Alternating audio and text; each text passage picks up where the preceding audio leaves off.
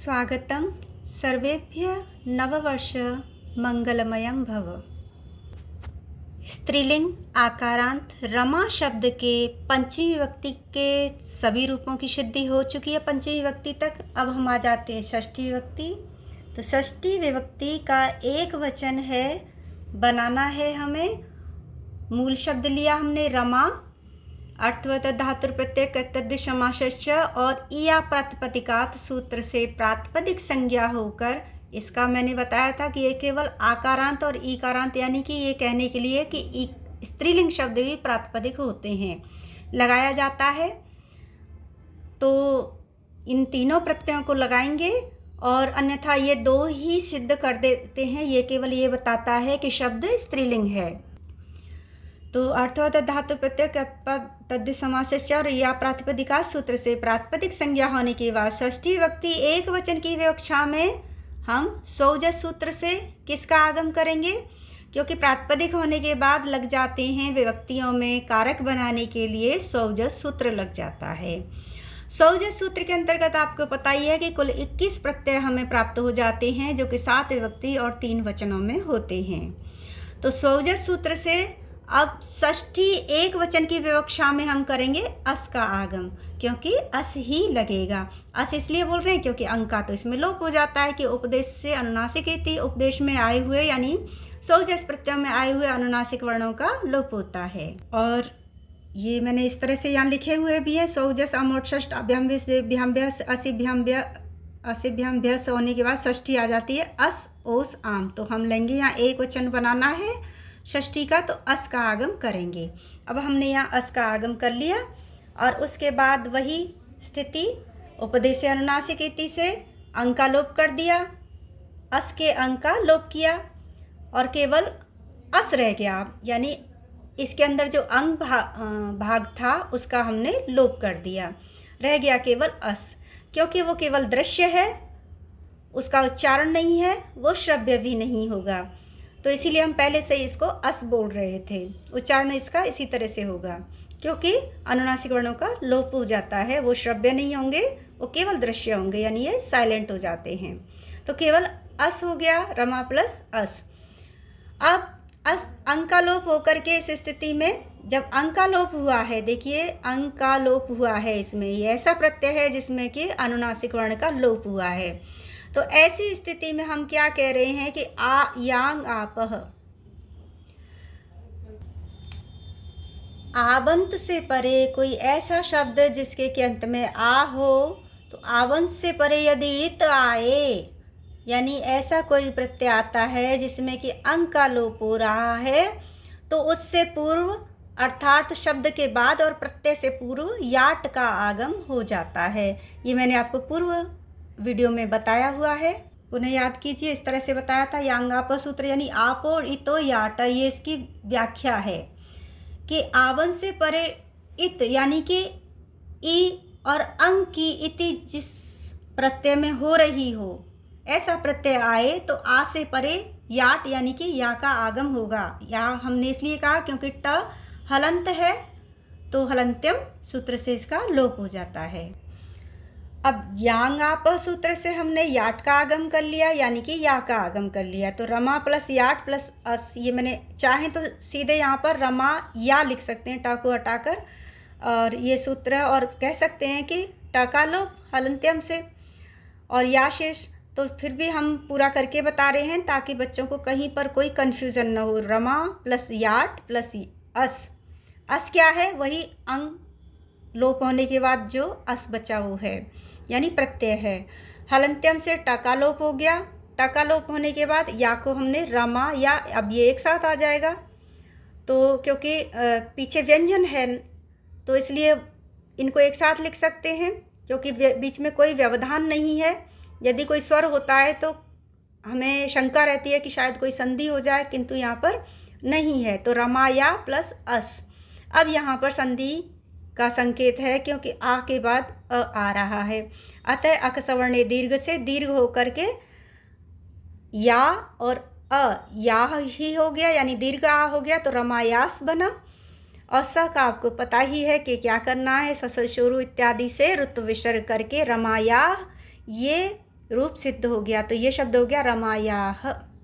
षष्ठी एक वचन के शब्द की सिद्धि हो चुकी है शब्द रूप। अब आ जाते हैं हम षष्ठी विभक्ति द्विवचन का रूप बनाएंगे, और वो रूप क्या है बनेगा, वो बनेगा रमयोः। इसके लिए एक सूत्र हमें याद रखना होगा, वो है आङि चापः, अर्थात आ च अप, यानी कि ओ या आ और ओ परे रहते कोई ऐसा प्रत्यय जिसके कि शुरू में आ रहा हो या ओ आ रहा हो। आ किस में आता है, टा में आता है, तृतीय विभक्ति का टा लग बनाते हैं ना, सु औजस अम और सश टाभ्याम भिस, तो टा आता है, टा में ट का हो जाता है लोप, तो केवल आशीष रहता है। और ओ कब आता है, ओ आता है द्वितीया में तो औ आता है, द्विवचन में प्रथमा और द्वितीया के द्विवचन में तो औ आता है, ओ आता है षष्ठी और सप्तमी के द्विवचन में ओ आता है। तो इस तरह से कोई ऐसा प्रत्यय बाद में आए जिसके कि शुरू में या तो आ हो या ओ हो, किसी भी कारण से हो, लोप हो करके टा का लोप होके आया हो भले ही, तो उससे पूर्व यदि कोई ऐसा शब्द है जिसके के अंत में आ है, जैसे कि रमा के अंत में आ है, तो उस आ को ए आदेश हो जाता है, आ को ई आदेश, ई क्रमशः गुण होता हुआ ए हो जाएगा। तो इसे सीधा ऐसे ही कहेंगे कि आ को ए आदेश हो जाता है। अ या यानी ओ औ के अंतर्गत आ जाता है आ ओ, आओ प, और ये हम लगाते ही हैं, जैसे आबंत, सुबंत, ई अंत, इस तरह से ये प्रत्यय का निर्माण इस तरह से सूत्रों का हो जाता है। तो अब हमने मूल शब्द लिया, देख लिया ना कि आ को ए किससे करना है, औंगी चौपा सूत्र से करना है हमें आ को ए। तो रमा मूल शब्द, इसकी प्रातिपदिक संज्ञा किससे करनी थी, अर्थवत धातु कृतद्धित समासस्य और या प्रातिपदिका से प्रातिपदिक होकर के षष्ठी विभक्ति द्विवचन की विवक्षा में ओस का आगम होगा, ओस का ही होगा। सौजस अमोट टाभ्याम भ्याम व्यस असिभ्याम व्यस अस ओस आम, ये रहा अस ओस आम। तो यहाँ पर षष्ठी का द्विवचन ओस ही लगेगा, प्रत्यय इसका सौजस सूत्र से ओस ही आएगा। तो ये आ गया षष्ठी विभक्ति द्विवचन की विवक्षा में ओस का आगम हो गया। अब आ के बाद ओ आ रहा है। इस स्थिति में अभी सूत्र ने क्या कहा कि या आ के बाद यदि आ या आए या ओ आए, प्रत्यय का आ, प्रत्यय का होना चाहिए, किसी पद का नहीं होना चाहिए, अन्यथा फिर संधि भी हो सकती हैं। तो प्रत्यय का ऐसा प्रत्यय आ रहा हो जिसके शुरू में या तो आ हो या ओ हो, तो पूर्व पद के अंतिम आ को ए आदेश हो जाता है। आंगी चौपा सूत्र से आ और ओ परे होने पर आ को ई होता हुआ ए आदेश हो जाता है। तो आंगी चौपा सूत्र से रमा के आ को अब ए आदेश कर दिया गया। आ को ए आदेश होने के बाद क्या हुआ, रमा के स्थान पर अब हो गया ये रमे, रमे प्लस ओस। अब इस स्थिति में ए पूर्व में आ गया। किसी भी पूर्व पद के अंत में यदि ए आता है, आई आता है, ओ आता है, औ आता है, और पीछे चाहे कोई भी स्वर क्यों न हो, चाहे भिन्न स्वर हो चाहे समान स्वर हो, तब ए के स्थान पर तो ये हो जाते हैं ए ओ आई औ, इनके स्थान पर क्रम से इनको हम कहते हैं एच, ए ओ आई औ च को हम लेते नहीं हैं, लेकिन प्रत्याहार निर्माण में च आता है। तो ऐसा प्रत्याहार जिसमें कि ए ओ आई औ आ रहा है, तो इनको क्रमशः क्या आदेश होता है, एच ओ, ए को हो जाएगा आया, ओ को हो जाएगा अव, और आई को हो जाएगा आय, और औ को हो जाएगा आवह। तो पूर्व पद के अंत में यदि एच आता है, यानी ए ओ आई औ आता है, अयादि संधि के अंतर्गत बताया गया है। मैं प्लेलिस्ट बनाती भी जा रही हूँ और साथ के साथ लगाती जा रही हूँ। अब इससे पूर्व मैंने नहीं लगाए थे और मैं कर भी नहीं पाती, लेकिन अभी ध्यान से करूँगी कि जहाँ जिस प्रत्यय की आवश्यकता पड़ रही है, जिस संधि की, उस सूत्र का या उस संधि का मैं लिंक उसमें ज़रूर डालूँगी इसको पोस्ट करते समय। तो जिनको समझ में नहीं आ रहा है वो वहाँ पर एक बार और समझ लेते हैं। हालांकि मैं यहीं पर जानबूझकर इतना ज़्यादा बताती हूँ ताकि आपकी एक तरह से सिद्धि के साथ साथ आप इस संधि को भी समझ जाएंगे। पुनरावृत्ति भी होती है क्योंकि अभ्यास बहुत बड़ा महत्व रखता है। अभ्यास क्रमशः करते करते आपका जो मन और मस्तिष्क है वो उन सूत्र का, उन चीज़ों का अभ्यस्त हो जाता है। जैसे कि मुझे इतना अभ्यास होता है कि मैं ये चीज़ें, कोई भी मेरे हाथ पैर कोई काम कर रहे होते हैं और मन मेरा उस चीज़ को ग्रहण कर लेता है, क्या मेरा ध्यान उधर रहता है। यदि आप जैसे कोई काम कर रहे हैं और ये वीडियो चला के छोड़ दीजिए तो आपका वो काम एक अचेतन मन स्वतः ही करता रहेगा क्योंकि वो शरीर अभ्यस्त है उसका, और आपका ध्यान पूरा इस वीडियो में रहेगा तो आपको ये पूरा समझ में आता रहेगा। तो काम करते के साथ साथ हम बिना बुक रखे केवल सुन सुनकर ये पढ़ते रहते हैं। तो इसी तरह से अब ये वही कहा है मैंने कि एच यानी ए ओ आई औ को क्रमशः अय, अब, आय और आव आदेश हो जाता है। ए आई को होगा अय और आय, ओ औ को क्या होगा अव और आव, यानी कि ओ या औ आने पर व लग जाता है। और पीछे वाले स्वर का महत्व केवल इतना होता है, वो चाहे समान आए चाहे भिन्न आए, कि वो स्वर जो पीछे आता है लेकिन पीछे स्वर ही होना चाहिए। शर्त तो यहाँ पर यह है कि स्वर ही होना चाहिए, अच ही होना चाहिए। ऐसा नहीं है कि कोई व्यंजन पीछे आ रहा है तब भी आपने ए को अय कर दिया, स्वर ही होना चाहिए। और उस स्वर का महत्व केवल इतना है कि अय का जो य है उस पर वो पीछे वाला स्वर लगा दिया जाएगा। जैसे रमे का अय हो गया तो ये अय हमने किया, उसके पीछे ओस आ रहा है तो ओ का य के ऊपर ओ की मात्रा लगा दी, ए को हमने। अब मान लीजिए ए के बाद यदि ए ही आ रहा है तो क्या करेंगे, तो कौन सी संधि, तब भी यही संधि होगी। ए को अय कर दिया, अय हो गया, और पीछे की जो ए है वो हमने लगा दी, तो ये शब्द बन गया, इस तरह से बना अये। तो ये इस तरह से मैंने आपको अयादि संधि को बहुत अच्छे से फिर से समझा दिया है। अब चलते हैं, हमने ए को क्या आदेश कर दिया, अय आदेश हो गया। तो अय आदेश होने के बाद रमय और पीछे ओस को लगा दिया तो रमयोस, ये बन गया, ये स्थिति हो गई। और स को रुत्व विसर्ग कर दिया, विसर्ग होने के बाद रमयो, ये षष्ठी द्विवचन का रूप सिद्ध हो गया। अब आ जाते हैं हम षष्ठी विभक्ति बहुवचन, रमा के षष्ठी विभक्ति बहुवचन, और वो रूप क्या बनेगा, वो बनेगा रमाणाम। तो रमाणाम को कैसे बनाया गया, कैसे होगी इसकी सिद्धि, इसके लिए सूत्र याद रखिए। वो सूत्र है ह्रस्व नद्यापो नुट।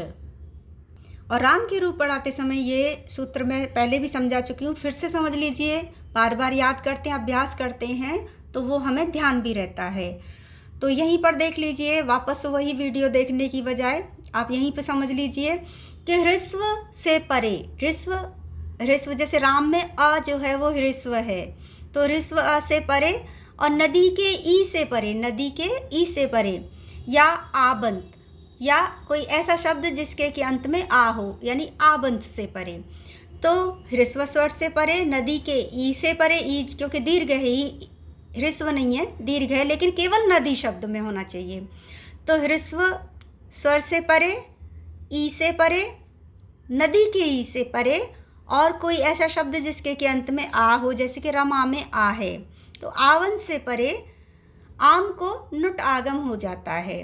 कहने का भाव यह है कि कोई ऐसा शब्द है जिसमें कि जैसे राम है, राम के अंत में अ है, नदी है जिसके अंत में ई है, और रमा है जिसके के अंत में रमा, राधा, सीता, गीता, विद्या, जो भी नाम आते हैं उनके अंत में आ रहा है। तो इनके बाद यदि ऐसा प्रत्यय लग रहा है जिसको कि हम आम कह रहे हैं, आम प्रत्यय लग रहा है। आम प्रत्यय कब लग रहा है, अस ओस आम, षष्ठी विभक्ति का बहुवचन आम है। तो आम से पहले आम परे होने के कारण नुट का आगम हो जाता है, यानी कि शब्द और आम प्रत्यय से के बीच में नुट का आगम हो जाएगा।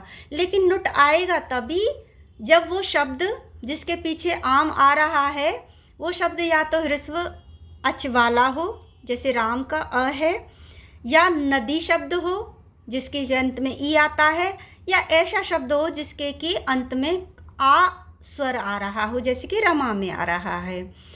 तो उसके बाद यदि आम प्रत्यय लगाते हैं तो आम से पूर्व हमें नुट का आगम करना होता है, वो हो जाता है। इन शर्त के कारण आम आने से आम से पूर्व नुट का आगम हो जाता है। नुट यानी ट का लोप होगा इसमें, हलंत्यम का, और ऊ का अनुबंध से लोप हो जाएगा, शेष केवल न रहेगा, न शेष रहता है। तो ये आपको याद रखना है, ये रमाणाम यानी षष्ठी विभक्ति का रूप बनाने के लिए बहुवचन का हमें चाहिएगा। दूसरा है, ये भी पूर्व में राम के रूप पढ़ाते समय बता दिया गया था, जब हमने रामाणाम किया था, वो इसी सूत्र से किया था। अट कुप वांग नुम व्यवाय अपि, अट स्वरों का व्यवधान होने पर, कु कवर का, पवर का इत्यादि का कोई भी व्यवधान होने पर, यदि किसी पद में र आ रहा है या षटकोण वाला श आ रहा है, साथ ही न आ रहा है, व्यवधान का मतलब उनके बीच में चाहे कुछ और भी आ रहे हैं पर एक ही पद में र या श भी होना चाहिए, इन दोनों में से कोई एक, और फिर उसके बाद न आए, तो न के स्थान पर न आदेश हो जाता है। इसे बहुत ही संक्षिप्त में मैंने लिखा है, व्यवधान होने पर भी, इन सब को लिखने की बजाय केवल किसी भी स्वर या व्यंजन का व्यवधान होने पर भी एक ही पद में, एक ही पद से तात्पर्य है कि वो पद अखंड होना चाहिए, यानी उसके फिर टुकड़े नहीं होने चाहिए, हो सकते हों, उसे कहते हैं हम अखंड पद या एक पद। जैसे राम है, राम के टुकड़े नहीं हो सकते, लेकिन राम तीर्थ या रामवीर, ये शब्द क्या हैं, ये खंडित हैं, इनका खंड होने पर भी इनके अर्थ रह सकते हैं, इनके टुकड़े होने पर भी राम अलग हो सकता है, वीर अलग होता है, राम अलग हो सकता है, तीर्थ अलग हो सकता है। तो जैसे राजनाथ, राज और नाथ ये अलग हो सकते हैं, तो वो खंड होंगे, जबकि राम शब्द है वो अखंड है, रमा है अखंड है, उनमें कोई और अलग करने पर वो टूट ही जाएगा, खंडित हो जाएगा, वो अखंड पद उसमें से नहीं निकलेंगे। तो कहने का भाव यह है कि एक ही पद में यदि र और श है और उसके बाद यदि न भी आ रहा है, व्यवधान बीच में हो, उससे कोई फर्क नहीं पड़ रहा, तुरंत बाद न आने की आवश्यकता नहीं है, लेकिन एक ही पद के अंदर र भी आ जाए या फिर श आ जाए, इन दोनों में से कोई एक आ रहा हो, एक की शर्त है, इसमें से एक ज़रूर होना चाहिए, और उसी पद में यदि न भी आ रहा है तो न को न आदेश हो जाता है, अट कुवांग नुम व्यवाय अपि सूत्र से। अब करते हैं सिद्धि। रमा शब्द लिया, प्रातिपदिक संज्ञा कर दी, और प्रातिपदिक होने के बाद सौजस का आगम हो गया, तब षष्ठी विभक्ति बहुवचन की विवक्षा में आम का आगम होगा। अब कौन सा प्रत्यय लगेगा, आम लगेगा, जी हाँ, हम फिर देख लेते हैं, अस ओस आम, ये रहा, ये इस तरह से षष्ठी बहुवचन आम, तो आम का आगम कर लिया हमने। और ऊपर वाले सूत्र ने क्या कहा था, ऋस्व नद्यापो नुट सूत्र ने क्या कहा था कि ऋस्व अ से परे, नदी के ई से परे या आबंत वाले शब्दों से परे जिनके के अंत में आ है, यदि आम प्रत्यय लगता है तो आम से पहले नुट का आगम हो जाएगा। तो आ के बाद आम आने के कारण पूर्व पद के बाद ह्रस्व नद्यापो नुट सूत्र से नुट का आगम होगा, जिसमें कि केवल न शेष रहेगा। तो रमा प्लस नुट प्लस आम, अनुबंध का लोप किया तो उ और टा का लोप हो गया, इसमें केवल न शेष रहा, रमा न आम। अब ये एक ही रमा न आम, रमा नाम बन गया ये पूरा, अगर इसको एक साथ करेंगे तो ये क्या हो गया, रमा नाम हो गया। और ये पद है, ये अखंड पद है, इसके टुकड़े नहीं हो सकते, क्योंकि रमा क्या है, एक पद है, ये अखंड है, और रमा नाम क्या है, ये भी एक ही पद है और अखंड है, क्योंकि ये सप्तमी षष्ठी व्यक्ति का केवल बहुवचन का रूप है, किंतु ये अखंड है। तो इसमें र भी आ रहा है, न भी आ रहा है, तो जब व्यवधान, जैसे म और आ का व्यवधान आ रहा है बीच में इन दोनों के, लेकिन उससे कोई फर्क नहीं पड़ेगा। अट कुवांग नुम व्यवाय अपि सूत्र यही कह रहा है कि व्यवाय अपि, व्यवधान होने पर भी र के बाद यदि न आ रहा है कहीं एक ही पद में, तो उस न के स्थान पर ण आदेश हो जाएगा। तो रमा न आम, अट कुवांग नुम व्यवाय अपि से न को ण आदेश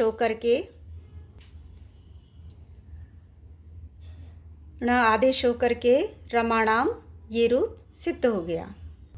अब आ जाते हैं सप्तमी विभक्ति एक वचन और सप्तमी एकवचन का रूप है रमायाम। पीछे इसमें हलंत है, देख लीजिए। केवल एक सूत्र याद रखना है और आप सभी शब्द रूपों की सिद्धि हो जाएगी। केवल एक नवीन सूत्र है, वो है ए राम नद्याम नीभ्य। तो ए ये क्रमशः ई आता है, ए नहीं है कोई, और ये गुण हो जाता है ई। ये कहाँ आता है, ई कहाँ पे आता है, जो कि अनुनासिक वर्ण से युक्त होता है, वो होता है सप्तमी में। ई ओ सुप याद हो तो अगर हम सौजस सूत्र को बोलेंगे तो सप्तमी के एक वचन में आ जाता है ई, जो कि इस तरह का होता है, ये ई। तो ई अंक का लोप होता है इसमें, और ये ई ही क्रमशः गुण हो जाता है, क्योंकि ई का ही गुण होता है तो ये ए हो जाता है। तो यहाँ कह रहे हैं कि ई के स्थान पर आम आदेश हो जाता है यदि वो नदी के ई के बाद लगाया जा रहा हो, या किसी आबंत शब्द के बाद लगाया जा रहा हो, ऐसे शब्द के बाद जिसमें कि अंत में आ हो, जैसे रमा में आ है, या नी जो धातु है उसके ई के अंत में लगाया जा रहा हो। तो नदी अंत और आबंत के अंतर्गत वही शब्द, सारे शब्द आ जाएंगे रमा जैसे, जिनके के अंत में आ है। तो नदी अंत वाले, आबंत वाले और नी। नदी में ई अंत में केवल नदी शब्द आएगा, इसलिए यहाँ नदी लिख दिया है, अन्यथा ई अंत वाले भी लिख सकते थे। इसी तरह से नी धातुओं में नी आएगा, अतः नी लिख दिया है, ई अंत नहीं लिखा है। तो नदी अंत के बाद, नदी के बाद, नदी शब्द के बाद, या आकारांत शब्दों के बाद, या नी शब्द के बाद अगर सप्तमी विभक्ति का ई आता है तो ई को आम आदेश हो जाएगा, यानी कि ई के स्थान पर आम आदेश कर देंगे, ई को आम में बदल देंगे। अब करते हैं सिद्धि। ये तो ए राम से ही शब्द में समझ में आ जाएगा। ए राम नद्याम नीभ्य, रमा शब्द लिया, प्रातिपदिक संज्ञा कर दी, और प्रातिपदिक संज्ञा होने के बाद प्रातिपदिक संज्ञा हमने किससे की? 2 मिनट सोच कर देखिए, 2 सेकंड सोच कर देखिए।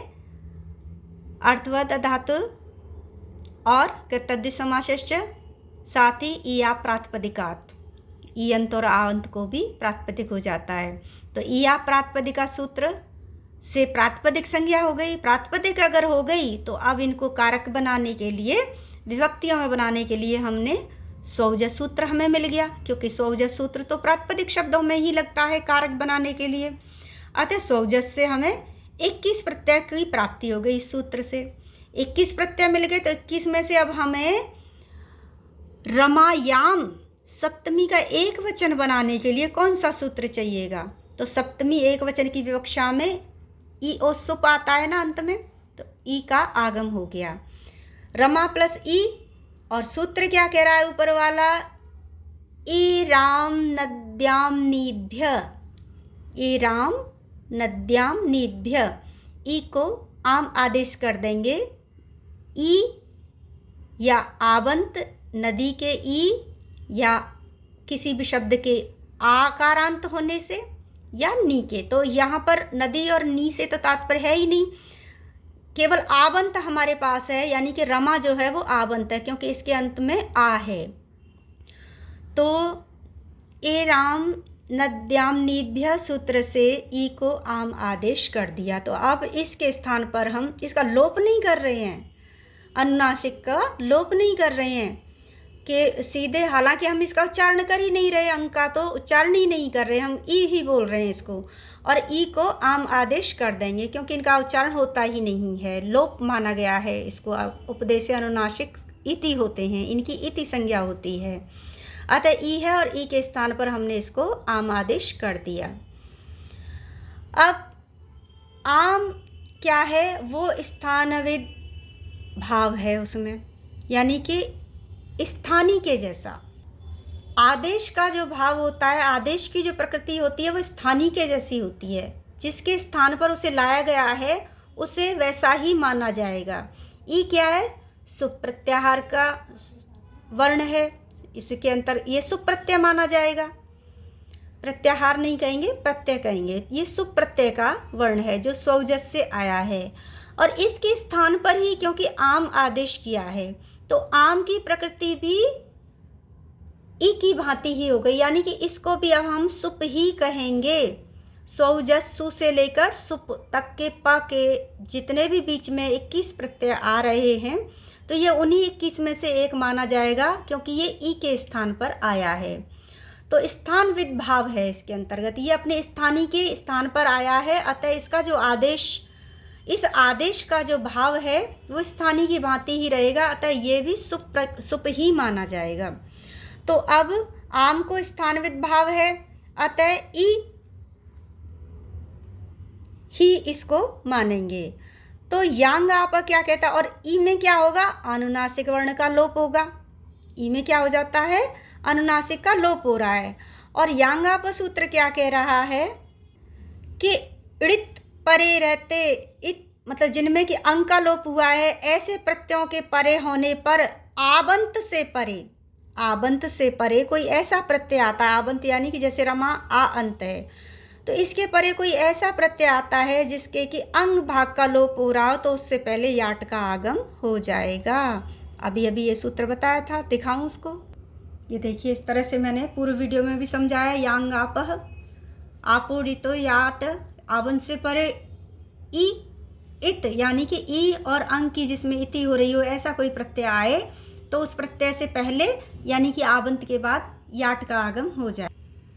तो अब हम आम से पहले, क्योंकि स्थान, अब देखो आप, वही बात है, समझ में आ रही होगी वैसे तो, कि याट का आगम हम तभी करते हैं जब कोई ऐसा प्रत्यय परे में हो जिसके कि अंग भाग का लोप हो रहा है। इसीलिए हमने आम को स्थानविद भाव कहा कि इसकी जो प्रकृति, इसका जो भाव रहेगा वो सुप ही रहेगा, यानी कि अंग के लोप वाला ही रहेगा। ये अंग जो इसके अंदर है ये ई है, इस ई के स्थान पर हुआ है, अतः इसका भाव जो रहेगा, इसकी प्रकृति जो रहेगी वो इत ही रहेगी, यानी कि इसमें भी अनुनासिक का लोप हो रहा है, ये उसी के स्थान पर माना जाएगा।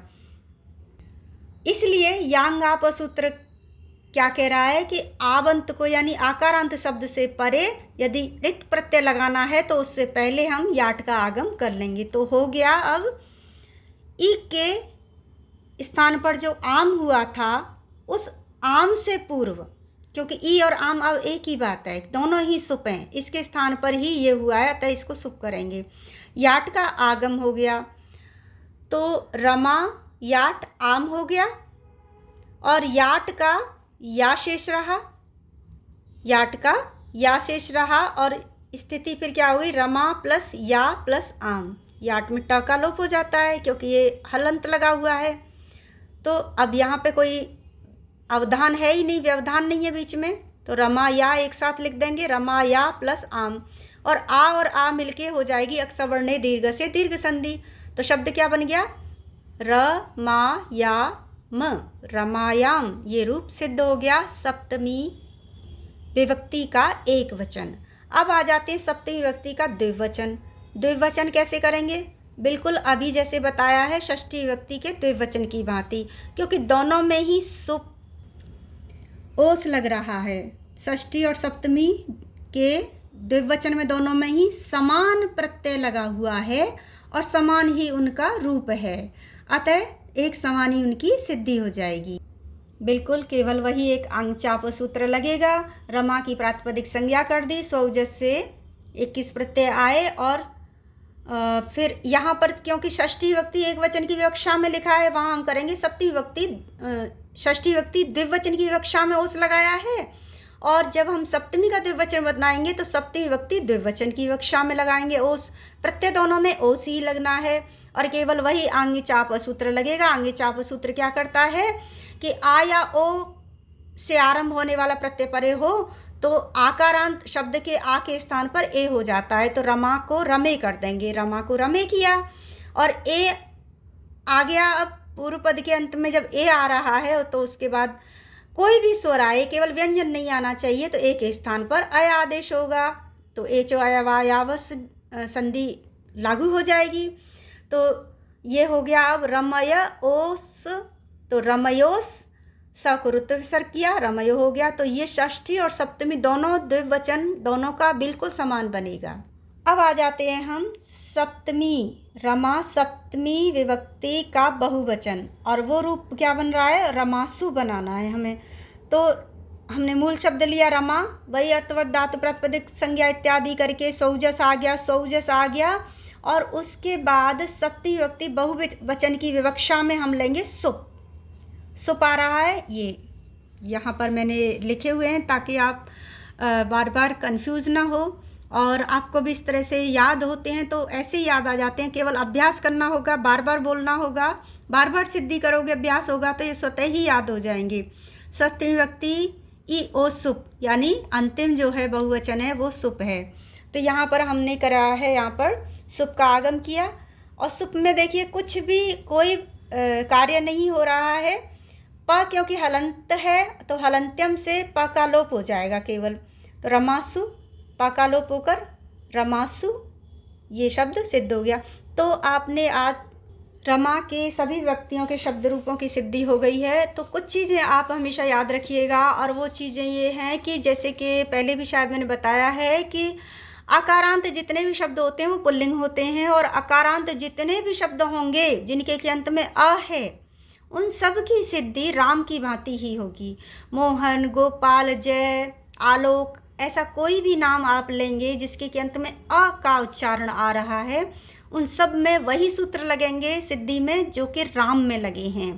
इसी तरह से आकारांत जितने भी शब्द होंगे रमा, वो स्त्रीलिंग होंगे रमा की भांति, और उन सब में वही शब्द लगेंगे राधा, जया, गीता, सीता, विद्या, सुधा, जो भी आप रखेंगे, रेखा, मीरा, कृष्णा, सब की सिद्धि आकारांत होने के कारण रमा की भांति ही होगी, और सब में वही सूत्र लगेंगे जो रमा के शब्द रूपों को सिद्ध करते समय लग रहे हैं। बार आप शब्द रूपों की सिद्धि कर लेते हैं तो आप कभी भी रूप को भूल नहीं पाते हैं। कोई डाउट नहीं रहता कि कौन सी जगह पर हलंत था, कहाँ विसर्ग था या नहीं था, क्योंकि एक विसर्ग हलंत की गलती ही हमारे पूरे शब्द रूप को गलत कर देती है, पूरे नंबर कट जाते हैं।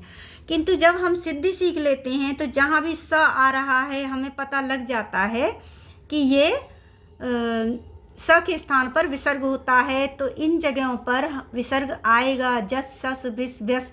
अब कई बार होता है कि जो राम है उसमें द्वितीया का जो बहुवचन है वो रामान बनता है, तो वहाँ वो सूत्र है वो अपने आप याद आ जाएगा, तस्मात् शशो नपुंसी, यानी कि पुल्लिंग में विसर्ग नहीं होगा बल्कि स के स्थान पर न हो जाता है, नपुंसी पुल्लिंग में न हो जाएगा। तो जब हम सिद्धियां करते हैं तो ये सारी चीज़ें हम सीख जाते हैं, बाकी जगह विसर्ग होगा। इसी तरह से हलंत कहाँ लगेगा कहाँ नहीं लगेगा ये भी हमें पता लग जाता है, हम कभी नहीं भूलते हैं। तो सिद्धियां करते रहिए। इसी तरह का आप इसी अंत वाला अंत वाला कोई दूसरा शब्द लीजिए और उसकी सिद्धि कीजिए, प्रत्येक सूत्र को लगाते जाइए और आप अभ्यास कीजिए। जो भी नया सूत्र किसी एक रूप में लग रहा है, किसी व्यक्ति में लग रहा है, उसे याद रखिए और जितना हो सके आप मनन कीजिए, क्योंकि ध्यान धारणा समाधि का नियम है। आप जितना ध्यान करोगे वो आपकी धारणा पूरी तरह से बन जाएगी और फिर कहते हैं ना समाधि से आप समझिए कि अब वो एक ऐसा निश्चित रूप से हो गया है कि यदि आपसे पूछा जाए कि रामाणाम में ण कैसे हो गया, तो वो आपको तुरंत वो सूत्र याद आ जाएगा, अट्कुवांगनुम व्यवायपि। तो ध्यान, चिंतन, मनन करना बहुत आवश्यक है। आप बार बार इनको मन में सोचिए, बार बार अभ्यास कीजिए और इस तरह से आपको ये रूप याद हो जाएंगे। किसी भी चीज़ को याद रखने का एक ही तरीका है, आप अभ्यास कीजिए, आप लिखिए। बार बार लिखना भी इसलिए आवश्यक है क्योंकि कुछ चीज़ें, कुछ वर्ण ऐसे होते हैं जो उच्चारित नहीं होते, साइलेंट हो जाते हैं, किंतु वो लिखे जाते हैं। तो इसलिए वो जब ध्यान में रहेंगे तो अपने आप याद आ जाएंगे कि जो हम बोल रहे हैं उसमें कौन कौन से वर्ण आ रहे हैं। अभ्यास और पुनरावृत्ति के अलावा, रिवीजन के अलावा और कोई तरीका नहीं होता है। जब हम रोज़ रोज़ कोई बात हमारे मुंह पर आती है तो वो हमें हमेशा के लिए याद हो जाती है, चाहे वो आरती हो, वंदना हो, स्तुति हो, श्लोक हो। जिसको हम बोलते हैं वो हमें याद होते हैं, बार बार सुनते हैं वो हमें याद होते हैं। एक साथ सारा नहीं करना है आपको। आप क्रमशः एक एक विभक्ति, पहले एक रूप उठाइए, फिर एक एक विभक्ति को करिए और उसके बाद उसका अभ्यास भी करिए, फिर दूसरी विभक्ति उठाइए। इस तरह से ही आप कर पाएंगे। एक साथ सारा करने बैठेंगे तो वो आपको केवल रटने वाला स्थिति हो जाएगी, जिसे आप कभी भी भूल सकते हैं, वो कभी स्थायी नहीं होगा। उम्मीद है आपको लाभ हो रहा होगा। मुझे बहुत अच्छा लगता है जब आप लोग मुझे बताते हैं कि ये आपसे हमें कितना लाभ हुआ है, मेरे वीडियो से आप लोगों को कितना लाभ हो रहा है या समझ पा रहे हैं, आपको अच्छा लग रहा है। तो आप इसी तरह से मुझे प्रोत्साहन देते रहिए। और जो भी यदि आप और भी कुछ पढ़ना चाहते हैं तो मुझे सजेशन दीजिए, सुझाव दीजिए और क्रमशः पढ़ने के लिए जुड़े रहिए। मैं प्लेलिस्ट एक टॉपिक की प्लेलिस्ट ऐड करती जाऊंगी, तो क्रमशः आप देखते रहिए। धन्यवाद।